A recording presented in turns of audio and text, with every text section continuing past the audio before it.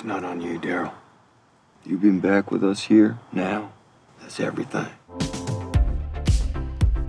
Hey, welcome back to Screen Crush. I'm Ryan Airy, and with The Walking Dead's Daryl Dixon getting his very own series, I thought it'd be a good idea to recap Daryl's journey so far. So let's revisit all of Daryl's biggest and most crucial moments from the main series, all leading up to his post-apocalyptic trip abroad to find Rick Grimes. So Daryl is, without a doubt, one of the most interesting characters the zombie genre has ever created. From a C-list character known for squirrel hunting and waving his arms around to the top-billed lead of his own series, Daryl comes from rural Georgia and has lived in poverty for his whole life. So, living in a world with no electricity, no running water, and having to hunt for food was really nothing new for him when the world ended. He and his older brother, Merle, had really rough childhoods, primarily due to their abusive father.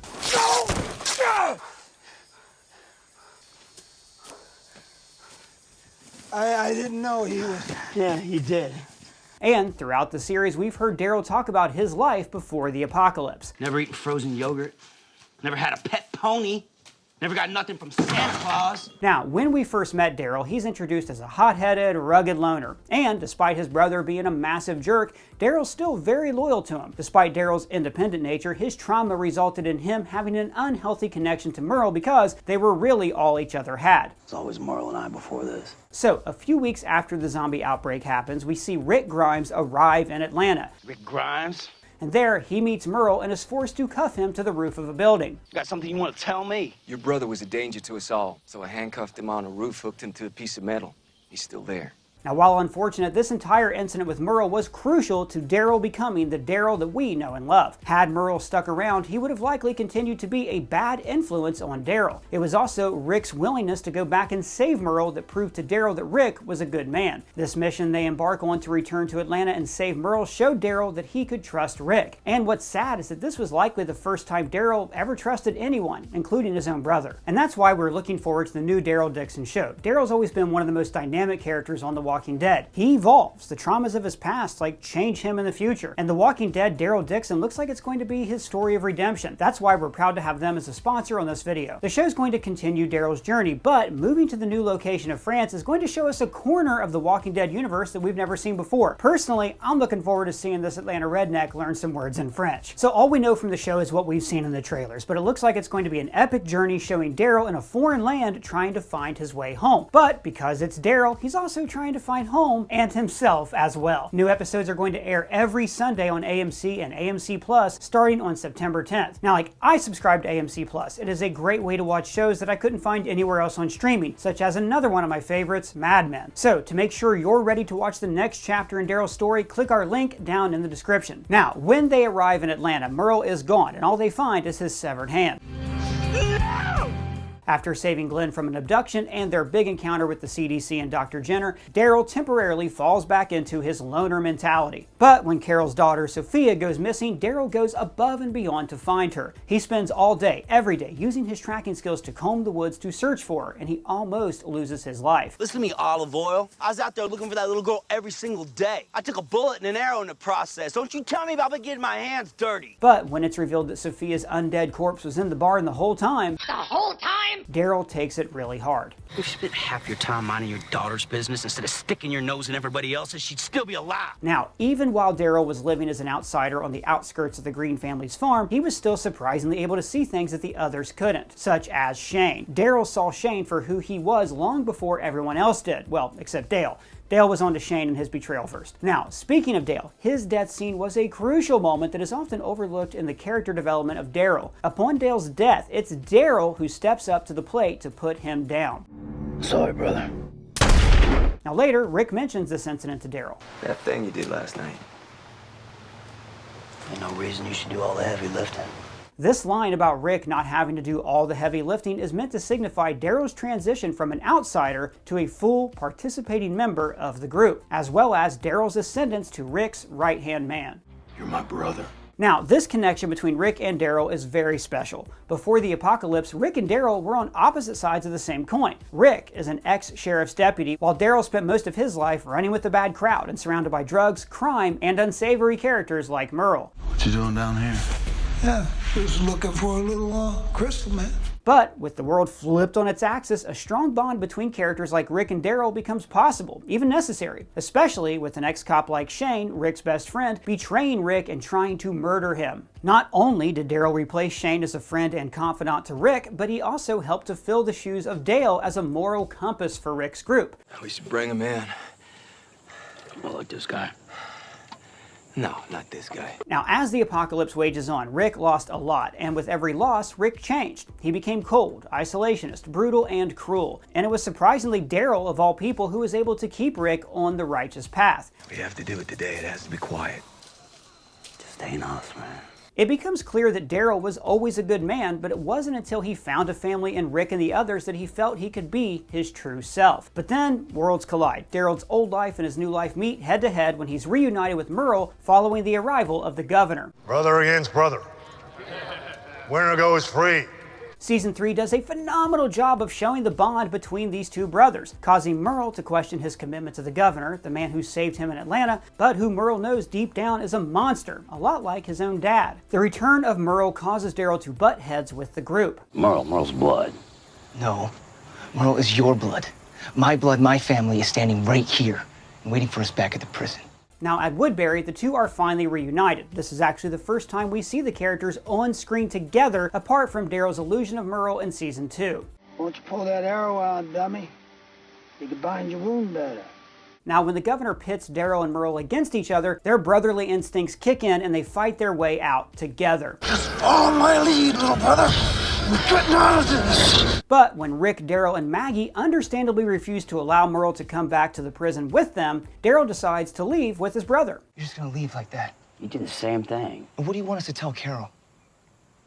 She'll understand. The time that Merle and Daryl spend together shines so much light on their upbringing, the abuse they endured, and why they are so loyal to one another. I didn't know he was... Yeah, he did. He did the same to you.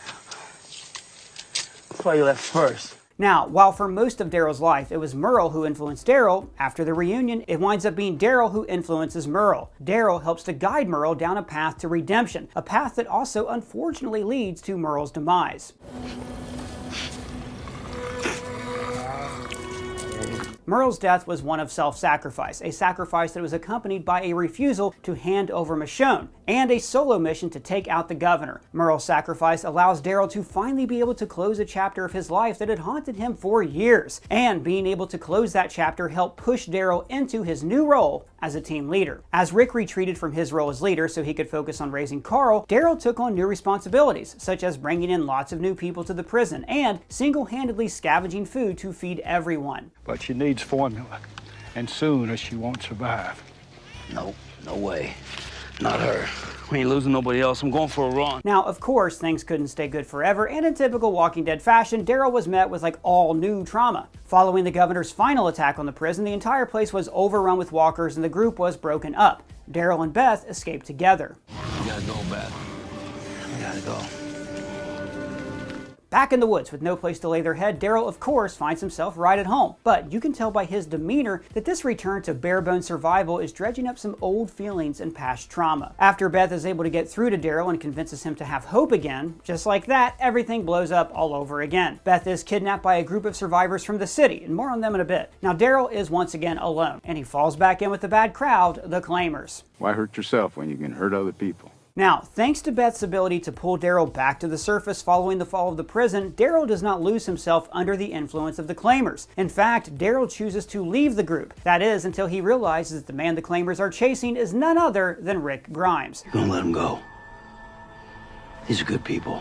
Before Daryl met the Claimers, they actually had a run-in with Rick, Michonne, and Carl, and Rick ended up Strangled him in a bathroom. Now Daryl says he understands that the Claimers want blood for revenge and he offers himself in Rick's place, but they don't accept. This man killed our friend. You say he's good people. See, now that right there is a lie. After Rick, Daryl, and Michonne successfully fight off the Claimers, the following morning Rick and Daryl have one of the most crucial moments in both their characters' stories and the series as a whole. You're my brother. Both Rick and Daryl lost their brothers to the apocalypse, Rick with Shane and Daryl with Merle. So it was a massive tearjerker to see the confirmation that Rick and Daryl have found in each other a shoulder to lean on. And then the tears flowed even more when Daryl finally found Beth. After reeling from the loss of Beth, Tyrese, and an encounter with cannibals, the group wind up at a place called Alexandria. I know you're still feeling us out, but I'm glad you came. Now, Alexandria is a reflection of the old world, which understandably makes Daryl very uncomfortable. This suburban lifestyle was never the life that Daryl knew. The apocalyptic world he and the group found themselves in was more natural for him. Us?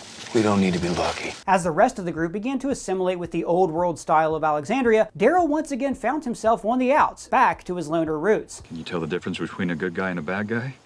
Ain't much of a difference no more. Is that how you feel about your people? Why you following me? But before long, Daryl wasn't the only one who felt out of place. Despite trying to fit in, the rest of the survivors soon realized that Alexandria was doomed to fail if they allowed themselves to become too comfortable, if they allowed themselves to become weak. How many of you do I have to kill to save your lives? Rick, Sasha, Glenn, Abraham, and the others tried to make it work, but it wasn't long before they realized that in order for Alexandria to survive, things would have to change. Starting right now, we have to live in the real world. But unfortunately, it was too late. No matter how much Rick and the gang would try to stop it, trouble would come a-knocking. Negan's arrival saw the death of Abraham, but the even bigger blow was the death of Glenn. Yeah, and it was all Daryl's fault. Doug! I'm just saying. Yes, Daryl blames himself for Glenn's death. He punched Negan, which meant that Negan had to make an example of someone else from the group. That is a no-no. Not one bit of that shit flies here. Now, Daryl had a very unique experience during the group's time when they were under the thumb of Negan. He was held captive at Negan's sanctuary, where he was forced to act as a servant, and he was kept in a small cell. We're on easy street, and it feels so sweet. Negan saw in Daryl what he considered to be untapped potential. No, you don't kill that. Not until you try a little. So Negan tried to break Daryl, but we as the audience know there isn't much Negan could do to Daryl that hadn't already been done to him when he was a child. Now, one of my favorite scenes from the entire series is when Negan asked Daryl who he is. Who are you? Expecting him to finally bend the knee and say that he is Negan, signifying his allegiance to Negan. But nope, Daryl wasn't having it. Daryl. Now, we can't discuss Daryl's role in Negan's arc without talking about Dwight. There's too many people on this earth. We need a new plague. Nope, not that Dwight.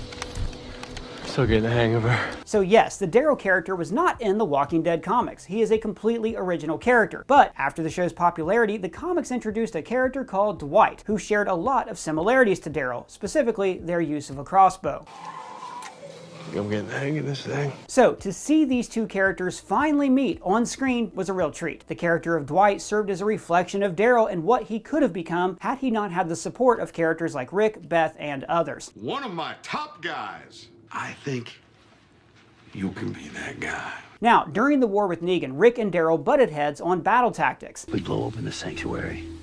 Let the walkers flood in. They'll surrender. There are people in there who aren't fighters. Doing this could change that. After Negan's defeat, Daryl joined Maggie in her efforts to undermine Rick, which makes sense because Daryl has felt guilty for Glenn's death and wanted to make it up to Maggie any way he could. Stop it. It wasn't your fault. It was. Maggie, Daryl, and some others weren't on board with Rick's attempts to work with the Saviors, as well as Rick's decision to keep Negan alive as a symbol of what they can be. You alive is gonna help show people that things have changed. That keeping you breathing earns another way, a better way. In Season 9, we see Rick and Daryl get into a big fight over what to do with Negan. You know what keeping Negan alive means to us. I know what seeing him dead means to her. Now, they work it out, but this series of events is what leads to Rick's death. I found him. Now, after Rick's supposed death, Daryl once again regressed to his old isolationist ways. He spent years looking for Rick's body or any sign that he survived. He yet again lost a brother and he blames himself. And like with Merle, he lacks closure. It was an accident. Never found the body. This quest for Rick will of course come back into play, but first we've got to talk about the Whisperers. Don't let them get away. When Daryl returns to help the group in their fight against the Whisperers, he meets Lydia. Now, Lydia is the daughter of the Whisperers' leader, Alpha. I don't think you can protect my daughter, but I hope I'm wrong. Daryl and Lydia immediately connect. Like Daryl, Lydia is viewed as a weirdo, an outcast, and she too has been abused by a parent. So Daryl becomes a bit of a father figure to Lydia. You don't have to protect me. I know how they feel about me. Well, don't mean they get to talk to you like that. And it's also during their war with the Whisperers that Daryl and Negan surprisingly bury the hatchet. I hatchet? Together, they play a pivotal role in taking down the Whispers, as well as another threat with the Commonwealth. I'm Tommy, asshole. So, with Rick and Michonne's absence, Daryl steps up big time and serves as a father figure to Judith and RJ. Hold up, who's RJ? And where did Michonne go? Right, sorry, so RJ is Rick and Michonne's son, who has a total of like 7 seconds of screen time. And Michonne went off to be in Wakanda forever. Sorry, I mean to go find Rick. And where's Rick again? Well, after his incident on the bridge, Rick washed up on a riverbank and was taken off in a helicopter. So, in the final moments of the Walking Dead finale, we saw Daryl and Carol having a really great final moment together. After all, over the years, these two developed a very special relationship. You're my best friend. Come here. And then we see Daryl get on his bike and ride off into the sunset, now on a mission to find the long-lost Rick Grimes as well as Michonne. When I'm out there, if I hear anything, see anything, I'll find them both. I'll bring them home. But on the way, he somehow ends up in France. How did you come to be in France? Bunch of bad decisions. Interestingly enough, France is actually where the Walker virus supposedly originated. Mettre fin à ça. Vous avez commencé tout ça. And Rick was at one point on a boat, so maybe he's made his way to France as well, and he and Daryl can reunite on top of the Eiffel Tower. So that's Daryl's story so far, and all of the crucial character moments you need to remember going into his brand new show, Daryl Dixon, premiering Sunday, September 10th on AMC. Well guys, is there anything we left out you think we should have kept in? Let us know in the comments below or at me on Twitter. And if it's your first time here, please subscribe, smash that bell for alerts. For Screen Crush, I'm Ryan Airy.